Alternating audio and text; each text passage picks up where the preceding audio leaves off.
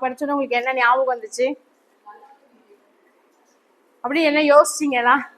அக்கா வித்தியாசமா எடுக்க போறாங்கண்ணா யாரும் யோசிச்சீங்களா? டாபிக் பார்க்கவே இல்லையாரோ? அதான் என்ன அப்படி என்ன மீன் பண்ணீங்க? தகப்பன் வீட்டை வளர்க்கணும் வசனம் இருக்கா பைபிள்ல?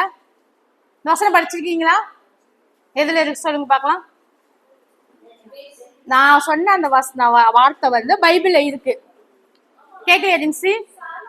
வசனம் சவுண்ட் கேட்கலையா? அதாவது என்னோட டாபிக் வந்து பார்த்தா forget your father's house அப்படிதான் என்னோட டாபிக். இந்த வார்த்தை வந்து பைபிள்ல வந்து இருக்கு.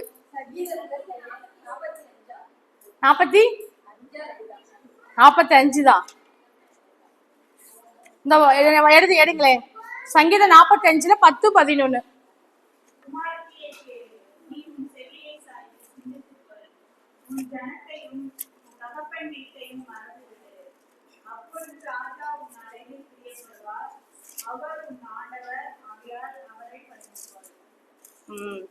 ரெஃபரன்ஸ் எடுத்து சாம் 45ல 11. அப்போ இந்த வசனத்தை நீங்க எத்தனை பேர் வாசிச்சிருக்கீங்கன்னு தெரியல. கண்டுபிடிச்சவங்க ரொம்ப தேங்க்ஸ். ஆனந்தி அக்காக்கும் மேரி சிஸ்டருக்கும். இங்க என்ன இந்த 10-11 வாசிக்கும் போது, குமாரத்தியே கேள், நீ உன் செவியை சாய்த்து சிந்தித்துக்கொள், உன் ஜனத்தையும் உன் தகப்பன் வீட்டையும் மறந்து விடு, அப்பொழுது ராஜா உன் அழகில் பிரியப்படுவார். அவர் உன் ஆண்டவர், ஆகையால் அவரை பணிந்து கொள். இந்த வசனத்தை நான் நிறைய தடவை படிச்சிருக்கேன். ஆனா ரொம்ப யோசிச்சது இல்லை, நான் தியானிச்சது இல்லை.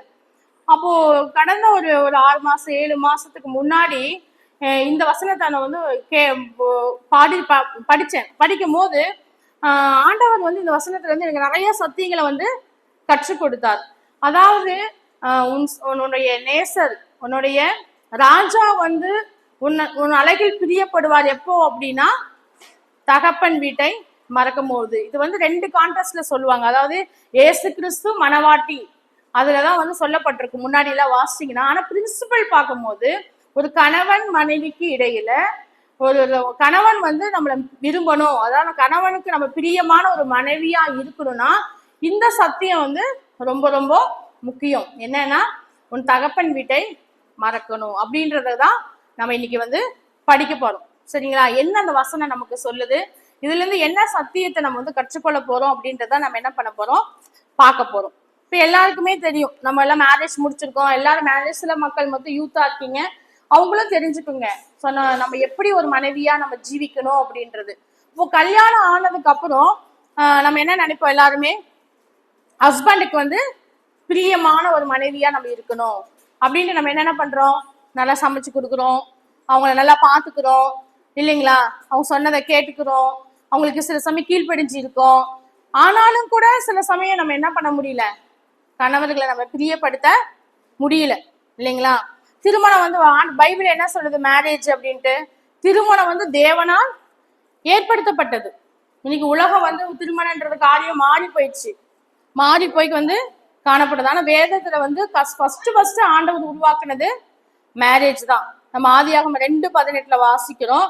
ஆண்டவர் என்ன பண்றாரு, ஆதாம் ஏவாளை படிச்சு முதல் திருமணத்தை வந்து நடத்தி வச்சார். அப்ப திருமணம் வந்து தேவனால் ஏற்படுத்தப்பட்டது. திருமணம் வந்து தேவனால் ஆசீர்வதிக்கப்பட்டது இல்லையா. கர்த்தர் அவங்கள திருமணத்தை முடிச்சு என்ன பண்றாரு, ஆண்டு கொள்ளுங்கள் அப்படின்னு பிளஸ் பண்றாரு, ஆசீர்வதிக்கிறார் இல்லையா. அப்ப திருமணம் மேரேஜ் கணவன் மனைவியோட வாழ்க்கை வந்து தேவனால் ஆசீர்வதிக்கப்பட்டது. அது இல்லாம எபிரேயர் 13:4 வாசிக்கிறோம், விவாகம் வந்து யாவருக்குள்ளும் கனம் உள்ளதுன்னு பாக்குறோம் இல்லைங்களா.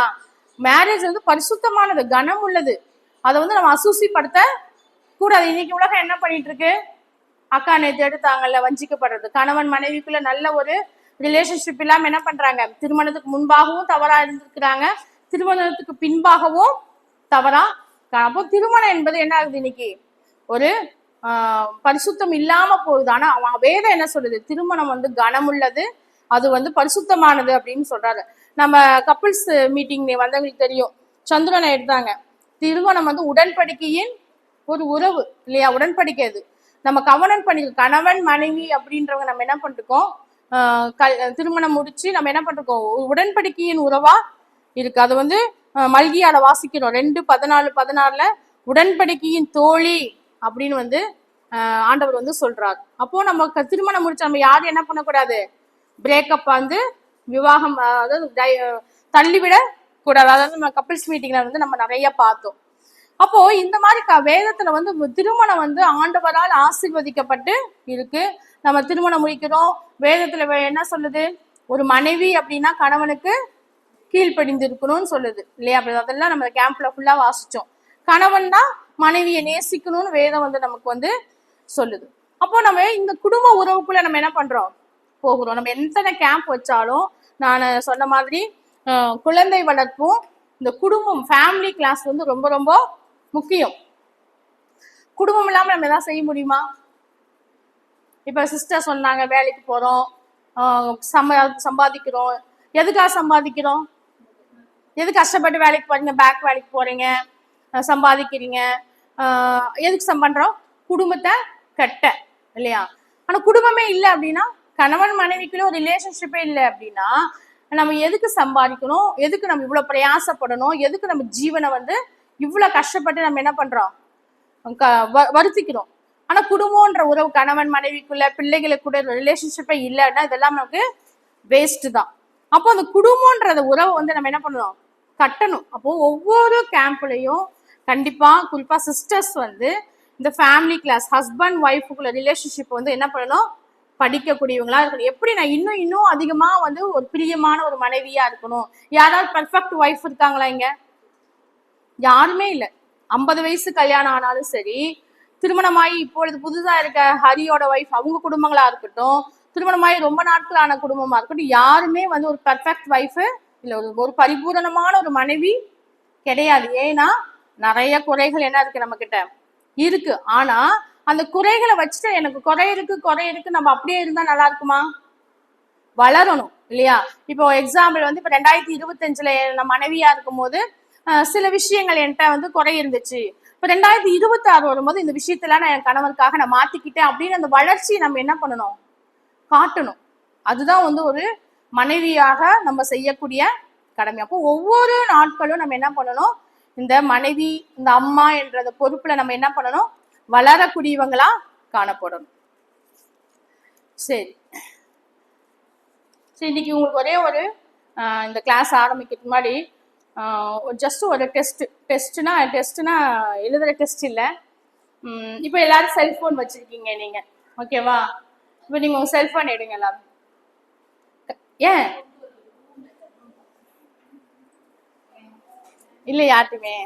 இப்போ உங்க செல்போன் எடுத்துட்டு மேரிட் பீப்புள்ஸ், ஓகேவா, உங்க செல்போன் எடுத்துட்டு உங்க ஹஸ்பண்டுக்கு எல்லாருக்கும் ஐ லவ் யூ போடுங்க மெசேஜ். யாரா பண்ணிருக்கீங்க அதுக்கு முன்னாடி? அப்ப இப்ப போடுங்க. இப்ப நீங்க என்ன பண்றீங்கன்னா, என் கிளாஸ் ஆரம்பிச்ச உடனே போடுறீங்க.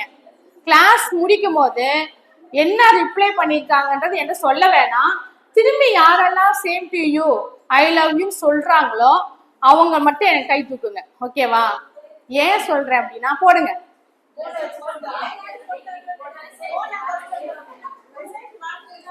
இருக்கிறீங்க போடுங்க.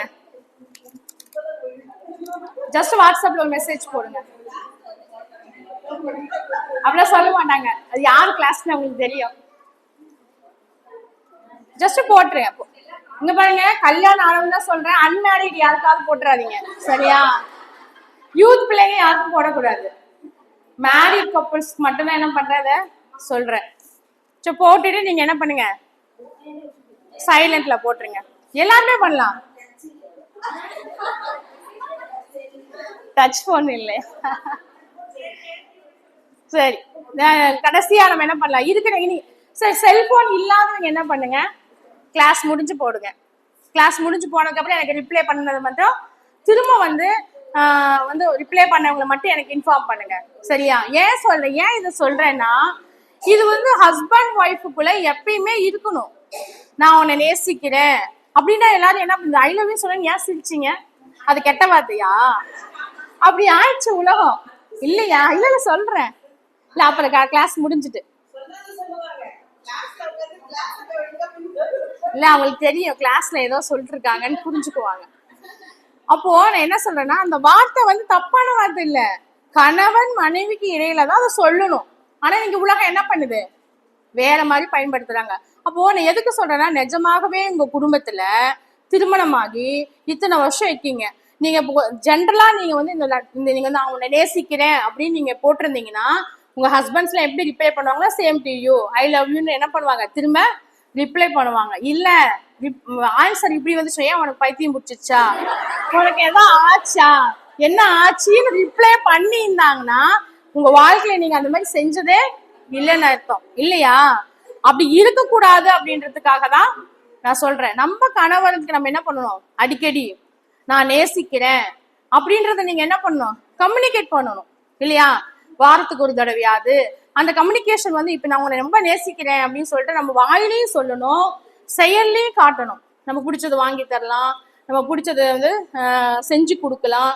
அப்பதான் கணவன் மனைவிக்குடைய ரிலேஷன்ஷிப் என்ன ஆகும், பில்டப் ஆகும். இல்லைன்னா செத்து போன மாதிரி தான் இருப்போம். ஒரு ரிலேஷன்ஷிப் இருக்காது, ஒரு கம்யூனிகேஷன் இருக்காது, ஒரு வளர்ச்சி இருக்காது. திருமணமாகி நம்ம எப்படி இருக்கோமோ நாட்கள் தான் நமக்கு வந்து வெட்டிங் டே கொண்டாடுவோம். என்ன கொண்டாடுவோம், 20வது வெட்டிங் டே, 50வது வெட்டிங் டே. கடைசி அம்மா கொண்டாடினாங்க 50வது வெட்டிங் டே. எத்தனை தடவை அப்பா கையில சொன்னீங்க பாத்தீங்களா? வாழ்க்கையா 50 வருஷம் முடிஞ்சிச்சு, ஒரு நாள் கூட என்ன பண்ணல, நான் உன்னை நேசிக்கிறேங்களே அப்படின்னு சொல்லவே இல்லை. இப்போ இன்னொரு சான்ஸ் கிடைக்குமா? நேசிக்கல மனசுல இருக்கக்கூடாது, செயல்ல காட்டணும். அப்பதான் நமக்கு அவங்களுக்கு வந்து ரிலேஷன்ஷிப் என்ன ஆகும், வளரும். எல்லா சிஸ்டர்ஸ் அப்படியே சொல்லுவோம், மனசுக்குள்ள நேசிக்கிறேன்னா புருஷனுக்கு எப்படி தெரியும் தெரியுமா? ஆண்டவருக்கு தெரியும். ஆண்டவர் வந்து இருதயத்தை வந்து பாக்குற. நீங்க ஆண்டவர் நேசிக்கிறேன்னு சொன்னீங்கன்னா ஓகே, ஆண்டவருக்கு வந்து தெரியும். ஆனா ஹஸ்பண்டுக்கு எப்படி தெரியும், தெரியாதுல்ல. நம்ம சொன்னாதான் தெரியும். நம்ம சொல்றது, நம்ம பேசுறது, அவங்களுக்காக நம்ம செய்யற காரியங்கள் பை ஆக்ஷன் இல்லையா, கிரியைகள் மூலம் தான் நம்ம என்ன பண்ண முடியும், நம்ம வந்து செய்ய முடியும். அப்போ சொல்லணும். அப்போ இந்த விஷயத்த நான் ஏன் சொல்றேன்னா, இனிமையாவது நீங்க என்ன பண்ணுங்க, செய்யுங்க சரிங்களா? அடிக்கடி என்ன பண்ணுங்க, நேசிக்கிறேன்னு வந்து நீங்க வந்து சொல்லுங்க. ஏன்னா இது ரொம்ப முக்கியம்.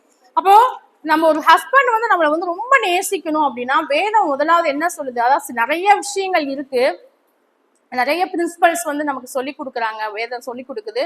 ஆனா இன்னைக்கு நான் வந்து மெயினா வந்து சில சத்தியங்களை மட்டும் நான் என்ன பண்றேன், உங்களுக்கு சொல்லித்தரேன். அதுல முதலாவது விஷயம், ஹஸ்பண்ட் வந்து நம்மளை வந்து ஹஸ்பண்டுக்கு நான் பிரியமா இருக்கணும்னா நம்ம செய்ய வேண்டிய முதல் சத்தியம் என்னன்னா, தகப்பன் வீட்டை நம்ம மறக்கக்கூடியவங்களா இருக்கணும். இதை குறித்து நம்ம என்ன பண்ணலாம், தியானிக்கலாம். தகப்பனை மறக்கல, தகப்பனை மறக்கணும்னு சொல்லியிருக்கு. தகப்பன் வீடுன்னா என்னது? அக்கா நேற்று கிளாஸ் எடுக்கும்போது நீங்க கவனிச்சிங்களான்னு தெரியல, நான் கவனிச்சேன். அக்கா ஆனந்தி அக்கா எடுக்கும்போது என்ன சொன்னாங்க, லக்ஸூரி லைஃப். நம்ம அப்பா வீட்டுல எப்படி இருந்தோம் எல்லாரும், அது ஏழை அப்பாவா இருந்தாலும் சரி, பணக்கார அப்பாவா இருந்தாலும் எப்படி இருந்தோம், செல்ல பிள்ளையா இருந்திருப்போம். அப்பா கேட்டதெல்லாம் வாங்கி தருவார். கஷ்டப்படுற அப்பாவா இருந்தா கூட கஷ்டப்பட்டு பிள்ளை கேட்டதெல்லாம் என்ன பண்ணுவாரு, வாங்கி கொடுப்பாரு. அப்போ நம்ம அப்பா வீட்டுல இருக்கும்போது எப்படி இருப்போம், வீட்டு வேலையே செய்ய மாட்டோம், 10 மணிக்கு எந்திப்போம், எப்ப வேணாலும் சாப்பிடுவோம், அம்மா என்ன சொன்னாலும் கேட்க மாட்டோம் நம்ம. அப்ப என்ன பண்ணுவாரு, வாங்கி கொடுப்பாரு. இதே இது வந்து புருஷன் வீட்டுக்கு போனா நம்ம இருக்க முடியுமா? இருப்பதனாலதான் இன்னைக்கு பிரச்சனை குடும்பத்துல இருக்கிறாங்க இல்லையா? ஏன் அப்படியே எங்க அப்பா வீட்டுல நான் அப்படிதான் இருந்தேன், எங்க அம்மா வீட்டுல இப்படிதான் இருந்தேன், ஐயோ எங்க வீட்டுல எங்க அப்பா அம்மால சிட்டினதே இல்லையன்ற என்ன பண்றாங்க நீங்க குடும்பத்துல ஒய்ஃபுங்க அடிக்கடி சொல்றாங்க. அதனாலதான் இன்னைக்கு என்ன ஆச்சு, குடும்பங்கள் வந்து பிரிந்து போகுது. அததான் ஆண்டவர் சொல்றாரு, நல்லா கவனிச்சுக்குங்க.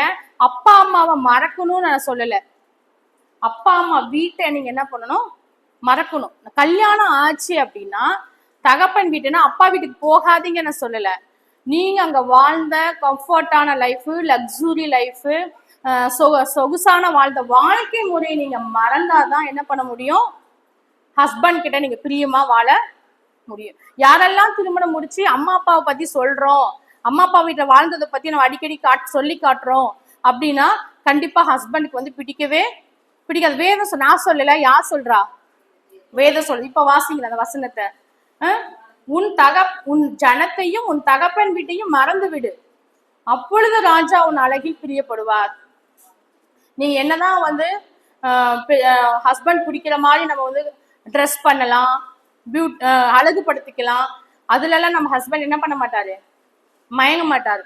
எப்ப நம்ம ஹஸ்பண்ட் நம்ம கிட்ட பிரியப்படுவா, நீ வந்து அவங்கள அதை மறந்துட்டுன்னா நம்ம இருதயத்தை அவங்கள வச்சிருக்கோம். நம்ம ஹஸ்பண்டுக்கு நம்ம கொடுக்க வேண்டிய மரியாதையும் அன்பையும் நம்ம கொடுக்காம நம்ம பிறந்த வீட்டோட காரியங்களை பத்தி நம்ம யோசிக்கிறதுனாலதான் ஹஸ்பண்டுக்கு என்ன பண்ணுறதுல நம்மள வந்து பிடிக்கிறதுல. அப்போ நம்மளோட குடும்பத்துல வந்து பிரிவினைகள் வருது, பிரச்சனைகள் வருது அப்படின்னா என்ன ஆகுது, நம்ம தகப்பன் வீட்டை அடிக்கடி நினைச்சிட்டே இருக்கோம். நான் நிறைய தடவை யோசிப்பேன், கல்யாணத்துக்கு முன்னாடி வரைக்கும் நம்ம அம்மாவை விசாரிக்க மாட்டோம், அம்மா அப்பாவை யோசிக்க மாட்டோம் இல்லையா? இல்லை, ஜென்ரலா சொல்றேன்.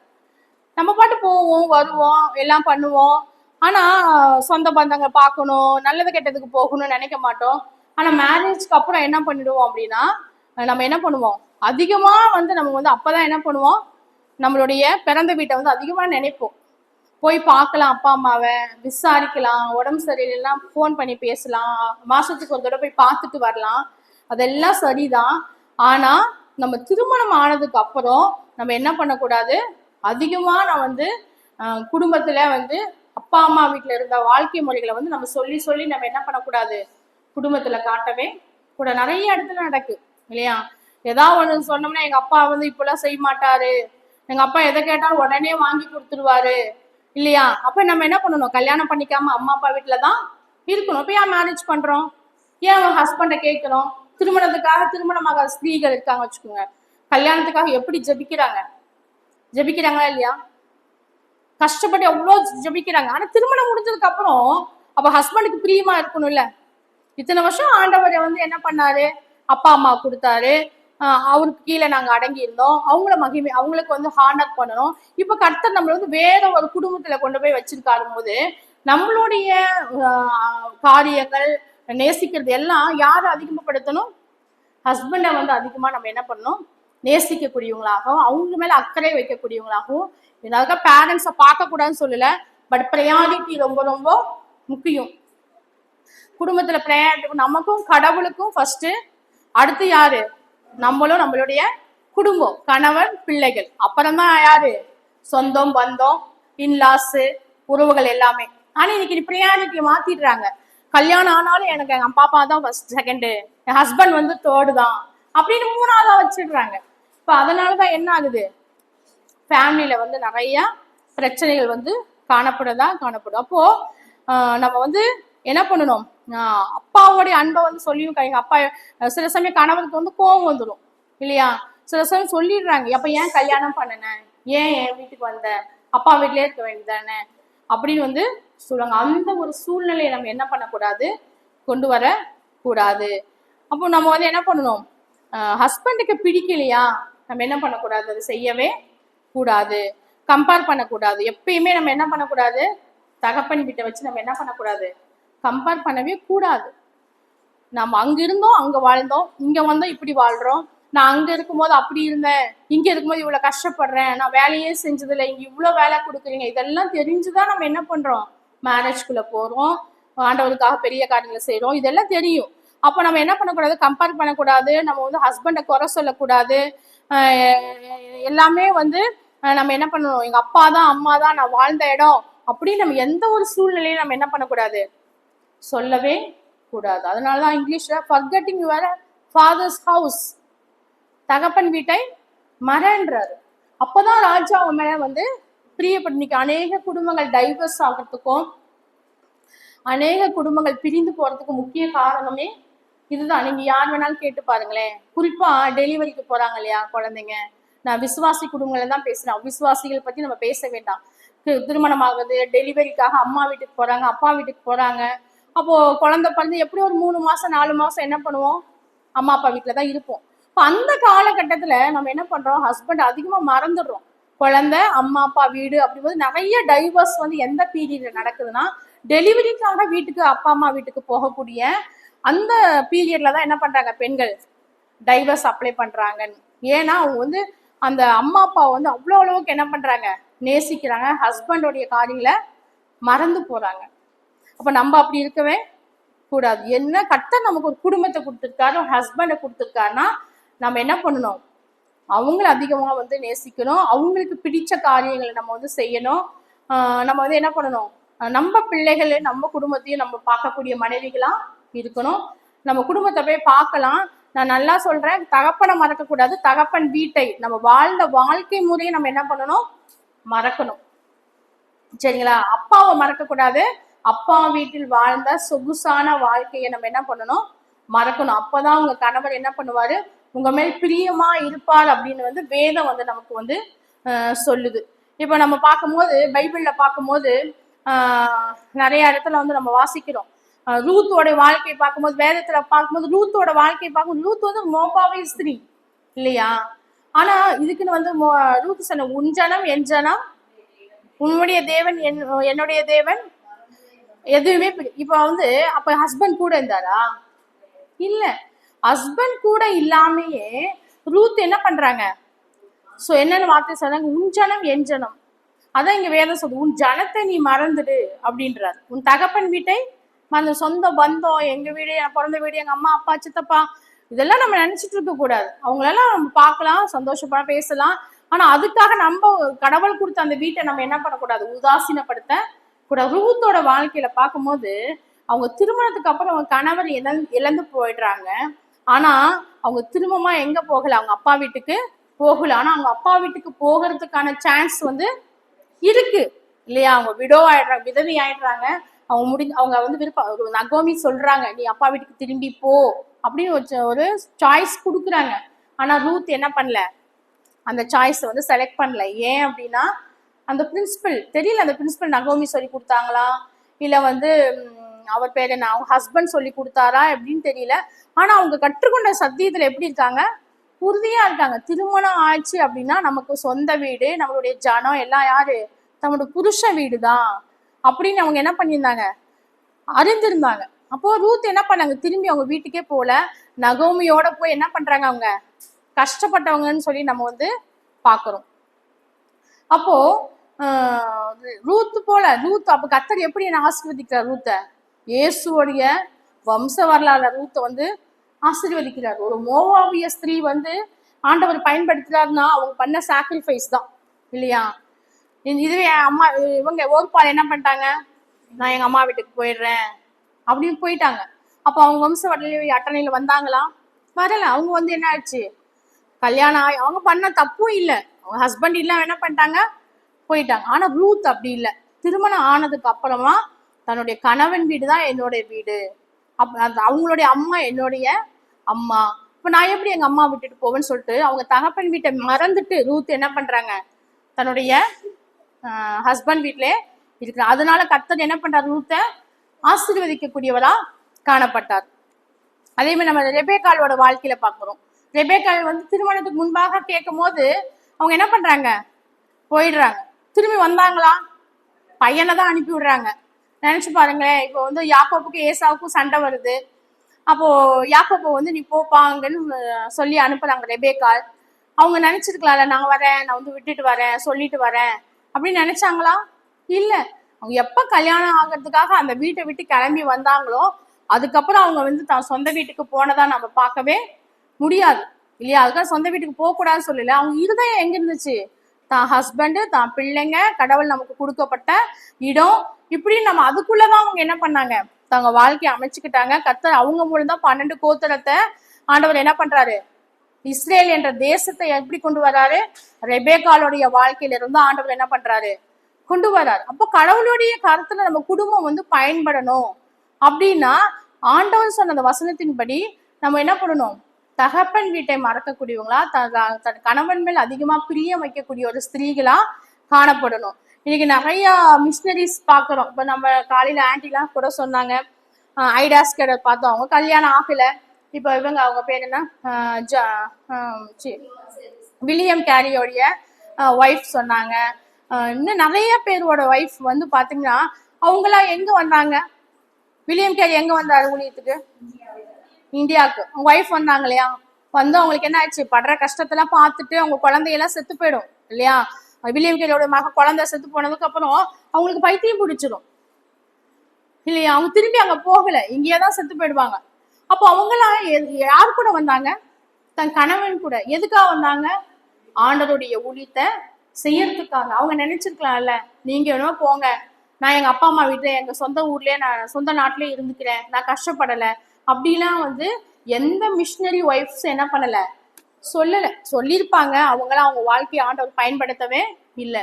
அப்போ அவங்க கணவனை நேசிச்சு, கணவன் என்னுடைய கடவுள் கொடுத்த உறவு, அவங்களுக்கு கீழ்ப்படிந்து இருக்கணும், அவங்கள நேசிக்கணும் அப்படின்னு தகப்பன் வீட்டை மறந்து அவங்க புருஷனோட கஷ்டங்களையும் பாடுகளையும் அனுபவிப்பதற்காக தேசம் விட்டு தேசம் என்ன பண்றாங்க, வந்தாங்க. அப்போ கர்த்தர் என்ன பண்ணாரு, அவங்கள ஆசீர்வதிச்சாலும் நம்ம இங்க என்ன பண்றோம், ஸ்டேட் விட்டு டிஸ்ட்ரிக்ட் அப்பா வீட்டு பிரிஞ்சு வந்தாலும் நம்ம என்ன பண்றோம், ரொம்ப வருத்தப்படுறோம். ஐயோ எங்க அப்பா அம்மாவை பார்க்க முடியல, போய் பார்க்க முடியல, அவங்களை விசாரிக்க முடியல அப்படின்னு நம்மளுக்கு எண்ணங்கள் எல்லாமே எங்க இருக்கு, அங்கதான் இருக்கு. அப்படி இருந்தோம் அப்படின்னா தேவனுடைய கருத்துல நம்ம என்ன பண்ண மாட்டோம், பயன்பட மாட்டோம். நீங்க யாரோட மிஷினரி லைஃப் வேணாலும் படிச்சு பாருங்க, எல்லாருமே வந்து அந்த இடத்த விட்டு, இப்ப ஆபிரகாமுடைய நேற்று எடுத்தாங்க இல்லையா, ஆபிரகாம் சாராள், அது ஒரு பெரிய தேசம், லில்லியக்க எடுத்தாங்க. அந்த தேசத்தை விட்டு வரும்போது அவங்க எவ்வளவு சொத்து. ஆபிரகாம் வந்து ஆண்டவர் அழைக்கும் போது ரொம்ப பணக்காரர், அவரு செல்வ சீமான், நல்ல ஒரு நாகரிகமான ஒரு பட்டணம். அப்ப ஆண்டவர் ஆபிரகாம் அழைக்கும் போது சாரா சொல்லிருக்கலாம்ல, உங்களை தானே ஆண்டவர் போக சொன்னாரு, என்னையா கூப்பிட்டாரு, நான் எங்க அம்மா அப்பா வீட்லயே இருந்துக்கிறேன், நீங்க வேணுமா போங்க அப்படின்னு சாரா சொல்றதுக்கு சான்ஸ் இருக்குல்ல. ஆனா சாரா அப்படி சொன்னாங்களா, இல்ல. ஆபிரகாம் சொன்ன உடனே அப்படியே கீழ்ப்படிஞ்சு என்ன பண்றாங்க, போறாங்க. எப்பயாவது திரும்பி வந்து ஆபிரகாம் சொந்த தேசத்துக்கு போய் எட்டி பார்த்துட்டு வந்தாரா, பார்த்தாரா, வேதத்துல சொல்லுதா, சொல்லல இல்லையா. அதுக்காக கர்த்தர் வந்து தப்பு செஞ்சுட்டான்னு சொல்ல முடியுமா, இல்ல. ஆண்டவர் ஒரு பிரின்சிபல்ஸ் நமக்கு வச்சிருக்காரு. ஆண்டவர் என்ன கல்யாணம் ஆச்சு அப்படின்னா நம்மளுடைய குடும்பம் வந்து கணவனுடைய குடும்பம் தான், கணவன் நம்ம பிள்ளைகள் தான். அப்ப அதுதான் நம்ம என்ன பண்ணணும், அதிகமா நேசிக்கணும். எந்த சமயத்துல கணவனை நம்ம என்ன பண்ணக்கூடாது, மற்றவங்களுக்கு முன்பாக விட்டு கொடுக்க கூடாது. கணவனுக்கு மேல நம்மளுடைய தகப்பனை வைக்க கூடாது. அந்த அந்த அத்தாரிட்டி கீழே நம்ம எப்ப இருந்தோம், பிஃபோர் மேரேஜ். கல்யாணத்துக்கு முன்னாடிதான் உங்க அப்பா உங்களுக்கு அத்தாரிட்டி, கல்யாணத்துக்கு அப்புறம் யார் நமக்கு அதிகாரம், ஹஸ்பண்ட் தான். அப்ப நீ ஹஸ்பண்ட் தான் ஹானர் பண்ணணும், ஹஸ்பண்டை தான் மதிக்கணும், ஹஸ்பண்டுக்கு தான் கீழ்ப்படியணும். இப்ப எங்க அப்பா சொல்றதுதான் கேட்பேன், எங்க அம்மா சொல்றதுதான் கேட்பேன் அப்படின்னா ஆண்டவரும் பிரியப்பட மாட்டாரு, புருஷனும் என்ன பண்ண மாட்டாரு, பிரியப்படவே மாட்டாரு. நீங்க செய்யலாம், ஆனா அது வந்து பிளஸட் லைஃபா இருக்காது. அப்போ அநேக மிஷனரிஸும் அநேக மக்களும் என்ன பண்றாங்க, வேதத்திலயும் ரூத்தோ லைஃப்ல பாக்குறோம், சாராளோட லைஃப்ல பாக்குறோம், ரெபேக்காலோட லைஃப்ல பாக்குறோம். இன்னும் நமக்கு நிறைய நீங்க டைம் இல்லை, எல்லாரோடைய ஸ்திரீகள் வழக்கும் போது புருஷன் வீட்டுல திருமணம் முடிச்சு வந்து அவங்க என்ன பண்றாங்க, அதுக்காக தான் தன் ஜீவனையே கொடுத்து உழைக்கக்கூடியவங்களா காணப்பட்டாங்க. அவங்களதான் ஆண்டவர் என்ன பண்றாரு, பிளஸ் பண்ணியிருக்காரு. அப்போ நம்ம என்ன பண்ணணும், என் புருஷன் என்னை ரொம்ப நேசிக்கணும். இப்ப யாரெல்லாம் திரும்ப ஐ லவ் யூ போட்டிருக்காங்களோ கண்டிப்பா அவங்க ஒய்ஃபை நேசிக்கிறாங்கன்னு அர்த்தம் இல்லையா. அப்போ நீங்க ஒருவேளை நேசிக்கல, என் ஹஸ்பண்ட் இப்படி சொல்லிட்டாரே அப்படின்னா நம்ம என்ன பண்ணணும், இது செக் பண்ணணும். நான் வந்து என் ஹஸ்பண்டை ரொம்ப நேசிக்கிறேனா, இல்லை எங்க பிறந்த வீட்டை பத்தி நான் அடிக்கடி சொல்லி சொல்லி அவர்கிட்ட சண்டை போடுறேனா, இப்படி இருந்தா அப்படி இருந்தாலும் கம்பேர் பண்றேனா, இல்லை குறை சொல்றேனா அப்படின்றத நம்ம என்ன பண்ணணும், செக் பண்ணி பார்க்கக்கூடியவங்களா இருக்கணும். அப்படி இருந்தா தயவு செஞ்சு நீங்க என்ன பண்ணுங்க, மாத்திக்கோங்க. அப்படி இருந்தா நம்ம குடும்பம் என்ன பண்ணாது, கட்டப்படவே முடியாது, நம்ம ஹஸ்பண்ட் நம்ம மேல பிரியப்படவே மாட்டாங்க. சரிங்களா. இது முதலாவது சத்தியம், ஹஸ்பண்டுக்கு பிரியமா இருக்கணும். நான் டைம் என்ன 11:30, ஒரு 5 நிமிஷம் மற்றதெல்லாம் ஜஸ்ட் பாயிண்ட்ஸ் மட்டும் சொல்லிடுறேன், ஓகேவா. ரெண்டாவது வந்து என்னன்னா, ஹஸ்பண்டுக்கு நம்ம ரொம்ப பிடிச்சவங்களா இருக்கணும்னா கணவனுக்கு உண்மையா இருக்கணும், ட்ரூத்ஃபுல்னஸ்.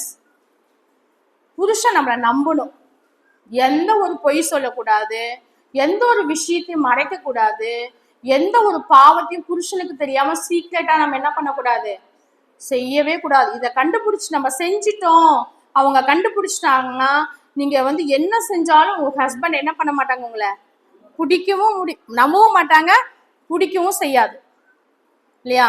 அப்போ இந்த ட்ரூத்ஃபுல்னஸ் வந்து ரொம்ப ரொம்ப முக்கியம். ஹஸ்பண்டை நம்ம என்ன பண்ணக்கூடாது, நம்ம டிரான்ஸ்பரன்சியா இருக்கணும், எதையும் மறைக்க கூடாது. எனக்கு தெரிஞ்சதெல்லாம் என் ஹஸ்பண்டுக்கு தெரியணும். இப்போ ஒரு சிஸ்டர்ஸ் வந்து இப்போ எக்ஸாம்பிள் வந்து ஒரு சிஸ்டர் உங்ககிட்ட பேசுறான்னு வச்சுக்கோங்களேன், சிஸ்டர் நான் ஒரு விஷயம் சொல்றேன், அவங்க ஹஸ்பண்ட சொல்லிடாதீங்கன்னா சொல்லக்கூடாது. இல்லை நான் ஹஸ்பண்ட் சொல்லுவேன், அப்படி சொல்றதுனா என்கிட்ட சொல்லு, இல்லைன்னா என்கிட்ட வந்து என்ன பண்ணாத சொல்லாத. நான் எனக்கு தெரிஞ்ச எல்லா விஷயத்தையும் நான் என்ன பண்ணுவேன், ஹஸ்பண்ட் அதுதான் சரி, அவன் சரி சிஸ்டர் நான் சொல்ல மாட்டேன் அப்படின்னா பண்ணக்கூடாது. புருஷனுக்கும் நமக்கும் எந்த விஷயம் என்ன பண்ணக்கூடாது, ஒளிவு மறைவுகளே இருக்கக்கூடாது. அது எங்க போகும், பாவத்துல கொண்டு போய். ஏவாள் எப்படி வஞ்சிக்கப்பட்டாங்க, புருஷனுக்கு தெரியாம பழத்தை வந்து சாத்தான்னு சொல்லும் போது புருஷன் சொல்லி இருக்கலாம். இப்போ அவன் என்ன பண்ணல, ஹஸ்பண்ட் கிட்ட போய் சொல்லல. அதனால எவ்வளவு பெரிய பாவம் பிரவேசிச்சது. அப்போ நம்ம குடும்ப வாழ்க்கையில என் ஹஸ்பண்டுக்கு இது தெரியாம செய்யறேன், ஹஸ்பண்டுக்கு மறைச்சி சில விஷயங்கள் வச்சிருக்கேன் அப்படின்னு எந்த ஒரு சீக்ரெட்டும் என்ன பண்ணக்கூடாது, இருக்கவே கூடாது. அப்படி இருந்தா நம்ம ஃபேமிலி லைஃப் கண்டிப்பா ஃபெயிலியர் தான் ஆகும். அப்போ நீதிமொழிகள் 31:11 வாசிக்கிறோம் இல்லையா, அவளுடைய புருஷன் இருதயம் அவளை நம்பும். அப்போ வந்து இப்ப சவிதா அப்படின்னு என்ன சொன்னாங்கன்னா, என் ஹஸ்பண்ட் வந்து அவனை பத்தி எனக்கு தெரியும், நான் அவளை நம்பியிருக்கேன், தனியாக எங்கே வேணாலும் விட்டுட்டு போயிடுவேன், எத்தனை நாள் கழிச்சு கூட வருவேன், பிள்ளைங்க நல்லா பார்த்துக்குவான், யார் கூட போனாலும் உண்மையாக இருப்பான்றது ஹஸ்பண்ட் நம்புற அளவுக்கு நம்ம எப்படி இருக்கணும், டிரான்ஸ்பரன்சியாக இருக்கணும். இந்த ஹஸ்பண்ட் ஒய்ஃபுக்குள்ள செல்ஃபோன் சீக்ரெட் எல்லாம் என்ன பண்ணக்கூடாது, பாஸ்வேர்டு வச்சுக்கூடாது. இன்றைக்கி அநேக குடும்பங்களை என்ன பார்க்குறாங்க, செல்ஃபோன் பாஸ்வேர்டு வச்சுக்கலாம், ஆனால் புருஷனுக்கு தெரிஞ்சிருக்கணும் அந்த பாஸ்வேர்டு. ஐயோ என் ஃபோனை தொடாதீங்க, இது என் ஃபோன், நோ சொல்லக்கூடாது, அது உங்கள் ஃபோன் இல்லை. சரியா யாரோட இது, அவரோட இது. செல்ஃபோன் மட்டும் எப்படி உங்களோட இதாகும், அதே மாதிரி தான் ஹஸ்பண்டுக்கு அவங்க டீச் பண்ணுவாங்க. அப்போ நம்மளுடைய சரீரம் வந்து யாரோட இது, புருஷனுக்குரியது. வேதம் சொல்லுது இல்லையா, நம்ம சரீரத்துக்கு நம்ம அதிகாரி இல்லை, நம்ம சரீரத்துக்கு யார் அதிகாரி, புருஷன். அப்போ செல்ஃபோன் மட்டும் நீங்கள் என்னை தொடாதீங்க, நான் சீக்ரெட்லாம் எடுத்து பார்க்காதீங்க, நான் பாஸ்வேர்ட் சொல்ல மாட்டேன், என்னோட ஃபோனை டச் பண்ணாதீங்க நம்ம சொல்லக்கூடாது. நம்ம கிட்ட என்ன இருக்கோ அது எல்லாத்துக்கும் அதிகாரி யாரு, புருஷன் தான். அது செல்ஃபோனாக இருக்கட்டும், நீங்கள் லேப்டாப்பாக இருக்கட்டும், பேங்க் பாஸ்வேர்டாக இருக்கட்டும், சேவிங் மணியாக இருக்கட்டும், எதுவுமே நோ சீக்ரெட், எல்லாமே புருஷனுக்கு தெரியணும். அப்போ தான் நம்ம குடும்பம் என்ன பண்ணும், கட்டப்படும். அப்போது ஒரு டிரான்ஸ்பரன்சி, ஒரு ஹார்ட் வந்து வேணும். எந்த விஷயத்துலையும் எதையும் நம்ம என்ன பண்ணக்கூடாது, மறக்கக்கூடாது, மறைச்சு வைக்கக்கூடாது. பண விஷயத்துலையா இருக்கட்டும், இல்லை குடும்ப சூழ்நிலை. சில பேர் என்ன பண்ணுவாங்க, அம்மா அப்பா பிரச்சனையை, நாத்தனா பிரச்சனையை, இதெல்லாம் என்ன பண்ணுவாங்க, அவங்களே டீல் பண்ணுவாங்க. அப்படிலாம் பண்ணக்கூடாது. ஹஸ்பண்ட்கிட்ட சொல்லணும், நம்ம எங்கள் வீட்டில் இந்த பிரச்சனையாச்சு, எங்கள் அம்மா பிரச்சனையாச்சு, எங்கள் நாத்தனா பிரச்சனையாச்சு, நீங்கள் கவுன்சிலிங் கொடுங்க, என்ன பண்ணலான்னு. புருஷனுக்கு எல்லாம் உங்களுக்கு என்னென்ன தெரியுதோ 100% ஹஸ்பண்டுக்கு தெரிஞ்சிருக்கணும். ஏன்னா நாளைக்கு பரலோகத்தில் போகும்போது கர்த்தர் என்ன பண்ணுவார், கேட்பார் இல்லையா, ஹஸ்பண்டுக்கு தெரியும். அப்போ ஹஸ்பண்ட் முழிக்கக்கூடாது, ஐயோ நீ ஏமா சொல்லாமல் போயிட்ட, இந்த விஷயம் நடந்ததே தெரியாது, அப்போ அசேமாக போய்டும் நமக்கு. இப்போ அந்த மாதிரி இருக்கக்கூடாது. நமக்கு தெரிஞ்ச எல்லா விஷயத்தையும் நம்ம என்ன பண்ணணும், ஹஸ்பண்டுக்கு வந்து சொல்லக்கூடாது. அப்போ டிரான்ஸ்பரன்சி லைஃப் வந்து வேணும். அடுத்து வந்து பொய் சொல்லக்கூடாது. இன்னைக்கு நிறைய ஒய்ஃப்க்குங்க என்ன பண்ணுறாங்க, ஹஸ்பண்ட் கிட்ட பொய் சொல்கிறாங்க இல்லையா. ஹானஸ்டியாக இருக்கணும். நம்ம வந்து எபேசியர் 4:25 வாசிக்கிறோம், பொய்யை கெடுத்து ஒவ்வொருத்தரும் மற்றவங்களோட மெய்யை பேச கடவன். அது எல்லாத்துக்கிட்டையும் தான். கர்த்தருக்கு பயம் இருக்கணும். இப்போ சிஸ்டர் சொன்னாங்க, நம்ம தப்பு செய்யும் போது ஆண்டவர் நம்மளை பார்க்குறார். அப்போ நம்ம ஹஸ்பண்டுக்கு தெரியாமல் பொய் சொல்கிறோன்னா கர்த்தர் பார்க்குறார். தேவன் கண்டிப்பாக ஒரு நாள் என்ன பண்ணுவார், வெளிப்படுத்துவார். இப்போது நம்ம ஹஸ்பண்டுக்கு எந்த விதத்தில் என்ன பண்ணக்கூடாது, பொய் பேசக்கூடாது. அது மட்டும் இல்லை, நம்ம என்ன பண்ணணும், உடல் அளவிலும் மனதளவிலும் கணவனுக்கு உண்மையாக இருக்கணும். குறிப்பாக ஒர்க்கிங் உமன்ஸ்லாம் இன்றைக்கி என்ன பண்ணுறாங்க, நிறைய இடத்துல நிறைய இம்மாரல் சீன் என்ன பண்ணுறாங்க. விசுவாசிகளே இன்றைக்கி என்ன பண்ணுறாங்க, வேலை செய்யக்கூடிய இடத்துல ஆண்களோட பேசுகிறாங்க, பழகுறாங்க, ஃபோனில் சேட் பண்ணுறாங்க, வாட்ஸ்அப்பில் சேட் பண்ணுறாங்க, ஹஸ்பண்டுக்கு தெரியாமல் அவங்களோட போய் வெளியே போய் டீ சாப்பிட்றது. அவிசுவாசிகள் எப்படி வந்து ஒரு ரிலேஷன்ஷிப்பில் இருக்காங்களோ அதே மாதிரி விசுவாசிகள் இன்றைக்கி என்ன பண்ணுறாங்க, இருக்காங்க. அப்போ நம்ம அப்படி இருக்கவே கூடாது. நம்ம ஜாக்கிரதையாக இருக்கணும். கடவுள் கொடுத்த சரீரம், என் சரீரத்துக்கு வந்து புருஷன் தான் அதிகாரி. அப்போ நம்ம பேசக்கூடிய வார்த்தைகள், நம்ம பார்க்கக்கூடிய காரியங்கள், நம்ம மற்றவங்களோட செய்யக்கூடியது எல்லாத்துக்குமே நம்ம என்ன பண்ணணும், ஜாக்கிரதையாக இருக்கணும். வந்து செக்ஸுவல் சீன் அக்கா நேற்று சொல்லும் போது யூத்துக்கு இல்லை, இப்போ இன்றைக்கி கல்யாணம் பண்ண ஸ்திரீகள் தான் எனக்கு என்ன பண்ணுறாங்க, இந்த செக்ஸுவல் சீனில் வந்து இம்மாரல் இந்த பாவத்தை வந்து அதிகமாக செய்கிறாங்க இல்லைங்களா. இப்போ நம்ம என்ன பண்ணக்கூடாது, அந்த மாதிரி ஒரு இம்மாரல் சீன் பண்ண. கணவனுக்கு உண்மையாக இருக்கணும், பரிசுத்தமாக இருக்கணும். கணவன் வந்து நம்ம நம்பக்கூடியவங்களாக இருக்கணும். இல்லைன்னா கணவனை விட்டு தெரியாமல் இன்னைக்கு யூடியூப்லலாம் பார்த்தீங்கன்னா பகிரங்கமாக இருக்குது. இந்த ஹஸ்பண்ட் வந்துட்டு போகிறாங்க, இன்னொரு ஆள் எங்கள் வீட்டுக்குள்ளே வந்துட்டு போகிறாரு இல்லையா? அது வந்து நம்ம ஆச்சரியமாக பார்க்கலாம். ஆனால் விசுவாசிகளுக்கு கூட எனக்கு என்ன ஆச்சு, இப்படி நடக்குது. நிறையா விசுவாசிகள் வேலை செய்கிற இடத்துல அவிசுவாசிகளோட நல்லா பழகுறாங்க, பேசுகிறாங்க, டூர் போகிறாங்க, ஷாப்பிங் போகிறாங்க, கடையில் போய் சாப்பிட்றாங்க. இதெல்லாம் ஆகாத சம்பாஷணம் நம்ம நல்லொழுக்கங்களை கெடுக்கும். அது நோ. விசுவாசினா இப்படி தான் இருக்கணும். அது திருமணமான ஸ்திரீகள் வந்து no no fellowship with other மக்கள். எந்த ஒரு மேல் ஃபீமேல் யார் இந்த ரிலேஷன்ஷிப் என்ன பண்ணக்கூடாது, பண்ணக்கூடாது. நம்ம வந்து லிமிட் ஃபிக்ஸ் பண்ணிடணும். இவ்வளோ தான், இப்படி தான் பேசுவேன், இவ்வளோ தான் பண்ணுவேன், இதுக்கு மேலே நம்ம போகக்கூடாதுன்னு ஒரு லிமிட்டை நம்ம என்ன பண்ணணும், ஃபிக்ஸ் பண்ணிக்கணும். நம்ம அவிசுவாசிகள் மாதிரி நம்ம ஜாலியாக பேசிட்டு அவங்களோட கேலி கூத்து பண்ணிவிட்டு அவங்களோட நம்ம சேட் பண்ணிவிட்டு அப்படின்னா நம்ம வந்து எப்பயுமே நம்ம வந்து இருக்கக்கூடாது. அப்போது நம்ம ஹஸ்பண்ட் நம்ம வந்து நம்மளை எங்கே விட்டாலும் என் மனைவி வந்து பரிசுத்தமாக இருப்பா, அவள் எல்லாத்தையும் என்கிட்ட சொல்லுவா, எதையும் மறைக்க மாட்டா, எந்த தவறும் செய்ய மாட்டான்ற ஒரு நம்பகத்தன்மை நம்ம என்ன பண்ணணும், ஹஸ்பண்டுக்கு கொடுக்கணும். அப்போ தான் நம்ம எப்படி இருக்க முடியும், கணவனுக்கு பிரியமான மனைவியாக இருக்க முடியும் இல்லையா? நம்ம வந்து வேதத்தில் வாசிக்கிறோம் 31 சங்கீதம் நீதிமொழி 31, 11, 12 அது அந்த வசனம் அதுதான் சொல்லுது. சாராள் அப்படி தான் இருந்தாங்க இல்லையா? சாராள் 2 தடவை பிடிச்சிட்டு போகிறாங்க. ஆனாலும் கூட அவங்க எந்த இடத்துலையும் பாவம் செஞ்சாங்கன்னு நம்ம வந்து பார்க்கவே. அழகுள்ள ஸ்திரீ சாராள், ராஜா கூட்டிகிட்டு போகிறாங்க. ஆபிரகாம் சொன்னதுக்காக தான் அவங்க போகிறாங்க, தங்கச்சின்னு சொல்லிட்டு சகோதரின்னு. ஆனால் சாராள் புருஷனை எந்த விதத்துலேயும் ஏமாற்றவே இல்லை. இப்போ அந்த மாதிரி நம்ம இருக்கணும். ஹஸ்பண்டுக்கு வந்து எல்லா விதத்துலேயும் வந்து இருக்கணும். ஏவாள் போல் நம்ம என்ன பண்ணக்கூடாது, காரியங்களை வஞ்சித்து வைக்கக்கூடாது. ஹஸ்பண்ட் எதை சொல்ல மாட்டேன் அப்படின்னா நம்ம குடும்பமாக ஃபஸ்ட்டு ஃபேமிலி லைஃப் பாதிக்கப்படும், அடுத்து நம்ம குழந்தைகளுடைய லைஃப் பாதிக்கப்படும், அப்புறம் ஃபேமிலி லைஃப் ஃபுல்லாக போயிடும். அப்போ தேவனுடைய சமூகத்தில் நம்ம என்ன பண்ண முடியாது, ஒன்றுமே செய்யவே முடியாது. அப்போது நம்மளுடைய புருஷனுடைய இதை வந்து நம்மளை நம்பணுன்னா நம்ம என்ன பண்ணணும், ஒரு வந்து நல்ல ஒரு நம்பகத்தன்மை உள்ள ஒரு பெண்களாக நம்ம வந்து காணப்படும். இது 2 ரொம்ப ரொம்ப முக்கியம். தகப்பெண் வீட்டை மறக்கக்கூடியவங்களாக இருக்கணும், ட்ரூத்ஃபுல்னஸ் உண்மை உள்ள ஒரு ஸ்திரீகளாக இருக்கணும். அப்போது இனிமேல் வந்து நீங்கள் என்ன பண்ணக்கூடாது, என் ஹஸ்பண்டுக்கு தெரியாமல் எந்த இது வச்சுருக்கேன்னு எந்த இது இருக்கக்கூடாது, எல்லாமே டிரான்ஸ்பரன்சி. ஒருவேளை இப்போது அப்படி ஏதாவது சிஸ்டர்ஸ் வந்து என் ஹஸ்பண்டுக்கு தெரியாமல் சில ரகசியங்களை நான் வச்சுருக்கேன், அதாவது இதனா வந்து சில பாவங்கள் செஞ்சிட்ருக்கேன், இல்லை அவளுக்கு சரியாமல் மறைச்சி வச்சுருக்கேன், இல்லை பணத்தை கூட சேர்த்து வைக்கக்கூடாதுன்றாங்க. ஹஸ்பண்ட் நான் சொல்லலாம், நான் சேவிங்ஸ் பண்ணிகிட்டு இருக்கேன், ஒரு அமௌண்ட் வச்சுருக்கேன் அப்படின்னு சொல்லலாம். ஆனால் ஹஸ்பண்ட் தெரியாமல் பணத்தை கூட நம்ம என்ன பண்ணக்கூடாது, சேர்த்து வைக்கக்கூடாது, சொல்லலாம். இப்போ இந்த மாதிரி ஏதாவது உங்களுக்கு சீக்ரெட் இருந்துச்சுன்னா நீங்கள் தயவு செஞ்சு என்ன பண்ணுங்கள், நீங்கள் கணவன்கிட்ட சொல்லி அதை வந்து சரி பண்ணுங்கள். மற்ற காரியங்கள் லிஸ்ட் அவுட் மட்டும் பண்ணுறேன். 3வது வந்து பார்க்கும்போது கணவனை மதிக்கக்கூடிய ஒரு பெண்களாக காணப்படும். கணவனை நீங்கள் மதிக்கலை அப்படின்னா ஹஸ்பண்டுக்கு நமக்கு பிடிக்காது. மற்றவங்கள முன்னாடி குறை சொல்கிறது, அவங்கள கிண்டல் பண்ணுறது, அவங்கள மற்றவங்க முன்னாடி கம்ப்ளைண்ட் பண்ணுறது இல்லையா, இல்லை நான் வந்து சொந்த பந்தங்கள் மத்தியில் அவங்கள இறக்குறது, இதுமாரி இருந்தால் நம்ம ஹஸ்பண்டுக்கு நம்ம பிரியமான மனைவிகளாக இருக்க முடியும். எந்த சமயத்தில் ஹஸ்பண்டை நம்ம என்ன பண்ணக்கூடாது, விட்டு கொடுக்கக்கூடாது. நம்ம அம்மா அப்பாவே திட்டுனா கூட நம்ம ஹஸ்பண்டை நம்ம என்ன பண்ணக்கூடாது, விட்டு கொடுக்கக்கூடாது. நம்ம ஹஸ்பண்ட் பக்கம்தான் என்ன பண்ணணும், நிற்கணும். ஏன்னா நம் ஹஸ்பண்ட் ஒய்ஃப் வந்து ஒரே சரீரம். அப்போ அவங்கள வந்து அவமானப்படுத்துறது யார் அவமானப்படுத்துகிற மாதிரி, நம்மளே தான் இல்லையா? அப்போ கணவனை வந்து மதிக்கக்கூடியவங்களாக இருக்கணும்.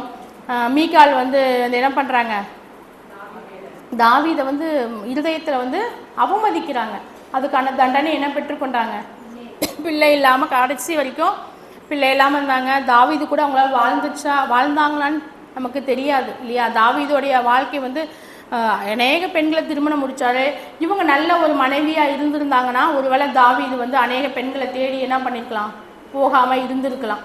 இப்போ இவங்க வந்து நல்ல மனைவியாக இல்லாதனால என்னாச்சு, தாவீதோட வாழ்க்கையும் போயிடுச்சு, அவங்க வாழ்க்கையும் போயிடுச்சு, அவங்களுக்கு குழந்தையும் இல்லை. அப்போ அந்த மாதிரி ஹஸ்பண்டை நம்ம அவமதிக்கக்கூடாது. 4வது பார்க்கும்போது ஜஸ்ட் சொல்கிறேன், நான் கணவனோட நன்மையை விரும்பணும். நம்ம ஹஸ்பண்டை வந்து ஹஸ்பண்ட் இருந்து எவ்வளோ சம்பளம் வாங்கினாங்க அப்படின்ற மட்டும் இருக்கக்கூடாது. இன்றைக்கி வேலைக்கு போனீங்களா, மாதம் சம்பளம் வந்துச்சா, சம்பள பணத்தை கொடுங்க அப்படின்னு கவரை வாங்குற ஒரு ஸ்திரீ மட்டும் இருக்கக்கூடாது. ஹஸ்பண்டோட நன்மை அப்படின்னா ஹஸ்பண்ட் பைபிள் படிக்கிறாரா, ஜெபிக்கிறாரா, அவர் வந்து டெய்லியும் வந்து கடவுளோட ரிலேஷன்ஷிப் எப்படி இருக்காரு அப்படின்னு நம்ம என்ன பண்ணோம், ஸ்பிரிச்சுவலாக அவங்களை ஹெல்ப் பண்ணணும். ஏங்க நீங்கள் பைபிள் படிக்கலையா, நீங்கள் போய் என்ன பைபிள் படிங்க, இன்றைக்கி நான் குழந்தைய பார்த்துக்கிறேன். அவங்களுக்கு நம்ம என்ன பண்ணணும், ஸ்பிரிச்சுவலாக அதிகாரமாக சொல்லக்கூடாது. சிஸ்டர் சொன்ன மாதிரி கிருபை பொருந்திய வார்த்தைகளை அன்பாக நம்ம என்ன பண்ணணும், அவங்க ஸ்பிரிச்சுவல் லைஃப்பை நம்ம கேர் எடுத்துக்கணும். அவங்களுடைய ஹெல்த்து, சில சமயம் நம்மளுடைய ஹஸ்பண்ட் வந்து ஹெல்த் டயபெட்டிக் இருக்கலாம். அப்போ வந்து நம்ம என்ன பண்ணணும், அதை நம்ம பார்க்கணும். அது மட்டும் இல்லை, ஹஸ்பண்டுக்குலாம் வருஷத்துக்கு ஒரு தடவை ஹாஸ்பிட்டல் நம்ம கூட்டிகிட்டு போகணும். அவங்க ஹெல்த் செக்அப் பண்ணணும். ஒரு டயபெட்டிக் பேஷண்ட்டாக இருக்காங்க, ஹார்ட் பேஷண்ட்டாக இருக்காங்க, 40 வயசுக்கு மேலே ஆச்சுன்னா நம்ம நிறைய மனைவிகள் ஹஸ்பண்டோட ஹெல்த்தை நம்ம என்ன பண்ணல, பார்த்துக்கிறதே இல்லை. ஒரு ஹாஸ்பிட்டலுக்கு கூட்டிட்டு போய் செக்அப் பண்ணலாம். நமக்கு ஒன்றுனா என்ன பண்ணுவாங்க, ஹஸ்பண்டு ஹாஸ்பிட்டலுக்கு கூட்டிகிட்டு போய் என்ன பண்ணுறாங்க, பார்க்குறாங்க. ஆனால் நம்ம என்ன பண்ணுறதில்ல, வாங்க நீங்கள் ஹாஸ்பிட்டல் போகலாம், ஹெல்த் செக்அப் பண்ணலாம், எல்லாமே எடுத்து பார்க்கலாம் அப்படின்னு நம்ம என்ன பண்ணுவோம், ஹெல்த்தில் கேர் எடுத்துக்கணும் நம்ம இல்லையா.